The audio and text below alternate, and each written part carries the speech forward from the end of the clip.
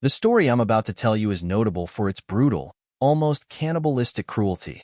It set off a chain of events involving another crime, drew in prominent politicians, stirred up racial tensions, and even brought the Nigerian mafia into the spotlight.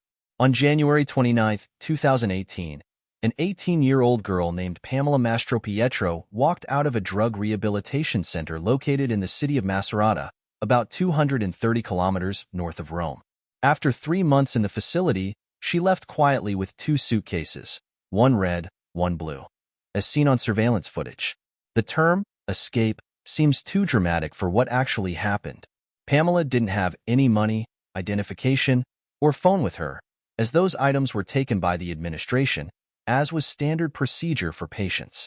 Pamela, originally from Rome, was a sensitive girl suffering from borderline personality disorder, which exacerbated her drug addiction. "I'll quit using drugs when reality becomes better than my trips," Pamela wrote on her Facebook page. This wasn't her first time sneaking out for a dose. Still, that same evening, her photo was broadcasted on local TV, accompanied by a plea from her parents. The search didn't last long.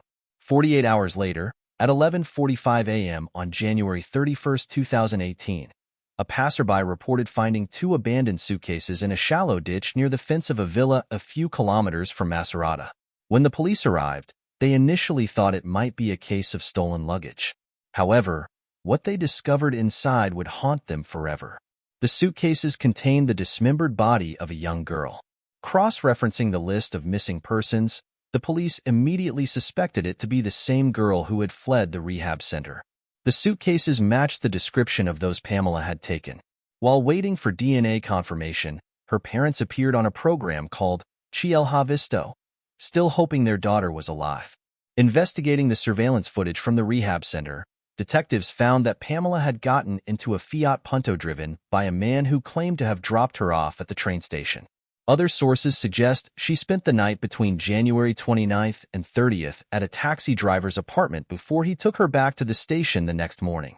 Another taxi driver remembered taking her to Giardini Diaz, a notorious spot for drug dealing in Macerata, where she was seen with a dark-skinned man, later identified as Innocent Ozgale.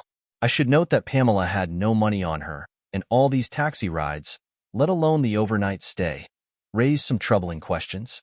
However, the remains found in the suitcases were indeed Pamela's. The coroner, Mariano Cingolani, described the dismemberment as meticulously executed, estimating that it took several hours. "I've been conducting autopsies for 40 years, and if I had to perform an exarticulation, I would do it exactly like this," he stated.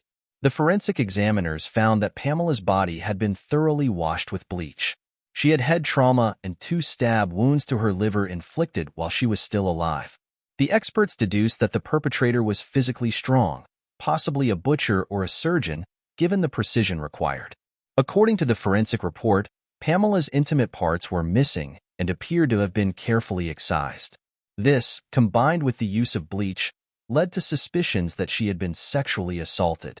Following a rapid investigation, the police arrested 29-year-old Innocent Ozgale, a Nigerian national residing illegally in Italy since 2015, on February 1st. Surveillance footage captured him with Pamela in a pharmacy at 11:05 a.m. on Tuesday, January 30th, where she had purchased a 5-milliliter syringe. The pharmacist's familiarity and casual demeanor suggested that this was not a respectable neighborhood and that drug addicts were regular customers. Innocent was already known to the police for drug dealing. In the eyes of conservative Italians, he fit the stereotype of a dangerous migrant, someone who refuses to integrate, rejects societal values, is unemployed, engages in crime, and acts provocatively. Innocent was living at 124 Spalato Street, in an apartment rented by his partner, Michela Pedinari, possibly his wife, according to some sources, with whom he had a child. During a search of his residence, located near the pharmacy, police found Pamela's blood-stained clothes and a receipt for the syringe she had bought. Innocent denied any involvement in the murder. Ironically, his name, Innocent, means not guilty. He gave the police the names of 2 fellow Nigerians, Desmond Lucky and Lucky Alima, who were arrested. Desmond was identified as the pusher who sold Pamela heroin in exchange for a silver chain, but both men were later deemed uninvolved in the murder. Throughout the investigation, Innocent repeatedly changed his account of events. He claimed that Pamela had died of a drug overdose in his apartment. According to him, she lost consciousness and fell, hitting her head. He then placed her on the bed and left the apartment. When he returned, she was dead. Panicking, he decided to dispose of her body, dismembering it, packing it into suitcases, and transporting it, in a taxi, to a secluded spot. In reality, the location was poorly chosen. As we know, the suitcases were discovered almost immediately, and no real attempt was made to conceal them. On the night of the murder, there was heavy fog, suggesting that Osgale couldn't see his surroundings clearly. On February 3, 2018, Macerata, a city previously unknown for such horrifying incidents, once again made headlines. Around 11 a.m., a local man named Luca Trini opened fire on African migrants from his car, injuring 6 people. When apprehended, he was wearing an Italian tricolor tied around his neck and shouted, "Viva Italia," before surrendering to the authorities. This act became the most striking manifestation of the wave of racism that swept not only Macerata but the entire country following Pamela's murder.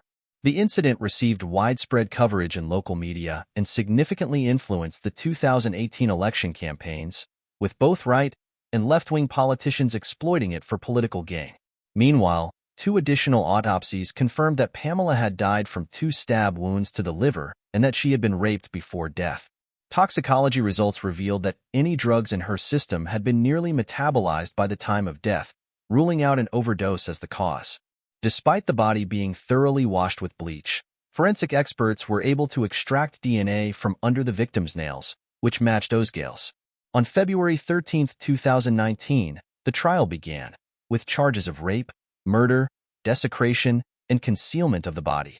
3 Nigerians were on the defendant's bench: Innocent Osgale, Desmond Lucky, and Lucky Alima. The latter 2 were soon cleared of murder charges as no evidence placed them at Osgale's apartment, and the geolocation of their phones did not match the crime scene. In March, the prosecution presented its star witness, Vincenzo Marino, a former member of the 'Ndrangheta, a notorious mafia group originating from Calabria, who was cooperating with the police. He was placed in the same cell as the Nigerian and claimed that Osgale had confessed to meeting Pamela at Giardini Diaz on January 30th, inviting her to his apartment to do drugs, raping her while she was under the influence, and killing her when she threatened to go to the police. Marino added a chilling detail. "When I started cutting her, beginning with her leg, she suddenly jerked. She was still alive." Forensic experts later disputed Marino's claim, asserting that Pamela could not have been alive during the dismemberment. Most likely, Osgale was exaggerating, though how could it be any worse? The defendant's lawyers argued that Marino's testimony was inadmissible, but the DNA found under Pamela's nails painted a clear picture. Former suspect Lucky Alima testified in court that he had called Osgale around the time of the murder and heard a woman crying in his apartment. The other suspect claimed Osgale had invited him to take advantage of the sleeping girl.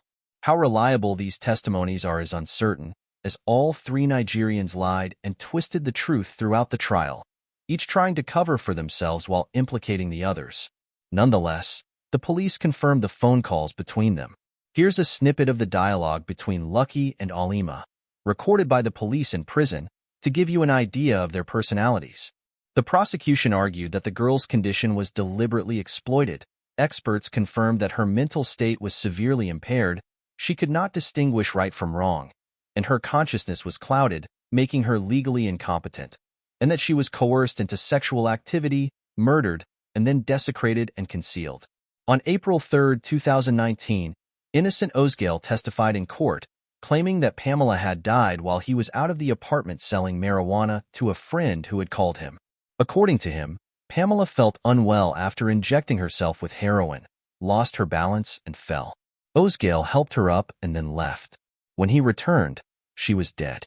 The defense maintained that any sexual contact occurred consensually before the drug use. They argued that the rape charge was unproven. The prosecutor demanded a life sentence for Osgale, the harshest punishment in Italy. The defense requested that he be acquitted of the rape and murder charges, contending that the prosecution's case relied on circumstantial evidence, and sought the minimum sentence for desecration and concealment of the body. Finally, On May 29th, the verdict was announced. Osgale was sentenced to life imprisonment for murder and concealment of the body.